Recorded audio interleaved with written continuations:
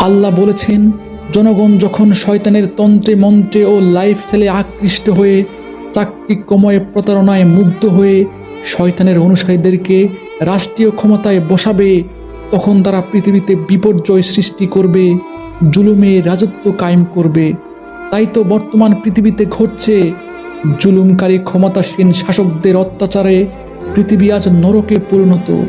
শয়তানের অনুসারীদের রাষ্ট্রে নিরীহ পিতা আতঙ্কিত, কখন যে তার কন্যা ধর্ষিত হয়। স্বামী স্ত্রীরা আতঙ্কিত, কখন যে তাদের ব্যক্তিগত মুহূর্তের ছবি ও ভিডিও ইন্টারনেটে ছড়িয়ে যায়। ব্যবসায়ীরা আতঙ্কিত, কখন যে তাদের মালামাল চুরি ডাকাতি ছিনতাই হয়ে যায়। সৈনিকেরা আতঙ্কিত, কখন যে তাদের পারমাণবিক যুদ্ধের সম্মুখীন হতে হয়।